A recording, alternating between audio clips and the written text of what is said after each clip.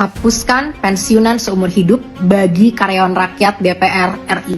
Jadi teman-teman, menurut Undang-Undang Nomor 12 Tahun 1980 diatur bahwa karyawan-karyawan kita ini berhak untuk mendapatkan pensiunan seumur hidup. Dan ya secara adil memang bisalah kita katakan peraturan ini memang tidak dibuat oleh DPR yang sedang duduk saat sekarang. Ini udah dibuat dari tahun 1980 dan bayangkan setiap 5 tahun sekali itu ada anggota-anggota baru yang terus dijamin pensiunannya seumur hidup. Sementara yang kita pertanyakan adalah adil nggak sebenarnya kebijakan atau peraturan ini? Yuk kita lihat. Di Undang-Undang 1945 Pasal 28D ayat 1 mengatakan bahwa setiap orang berhak atas jaminan perlindungan kepastian hukum yang adil. Di ayat 2 dikatakan bahwa setiap orang berhak untuk bekerja serta dapat imbalan dan perlakuan yang adil dan layak dalam hubungan kerja. Oke, jadi di situ tulisannya setiap orang ya, bukan cuma karyawan rakyat yang berhak diperlakukan seperti itu.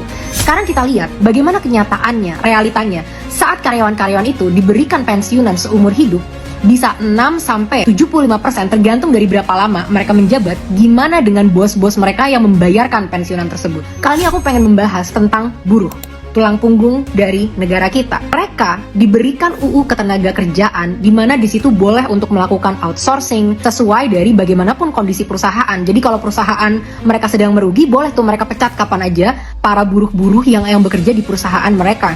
Dan tidak ada jaminan kepastian bahwa mereka harus mendapatkan pensiunan seumur hidup.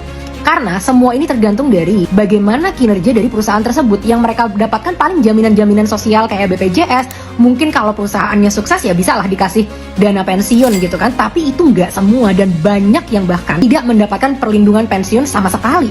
Ngomongin pemecatan nih ya, sesuai dengan situasi waktu kita memperjuangkan 17+8 dan adanya demonstrasi, kita melihatkan beberapa partai itu ada kata-kata dinonaktifkan. Kenapa? Karena nggak semudah itu memecat karyawan rakyat. Karena saat partai politik mau melakukan PAU gitu ya, mereka mau ada pergantian, itu harus nanti di-approve dulu sama ketua DPR, di-approve dulu sama presiden. Jadi mecat mereka itu susah banget. Sementara bos-bosnya yang bekerja sebagai buruh itu bisa dipecat kapan aja, teman-teman. Betapa nggak adilnya situasi ini. Karyawan-karyawan kita ini nggak peduli apakah kondisi negara kita, APBN kita sedang defisit atau enggak, apapun yang terjadi mereka tetap dapat pensiunan seumur hidup.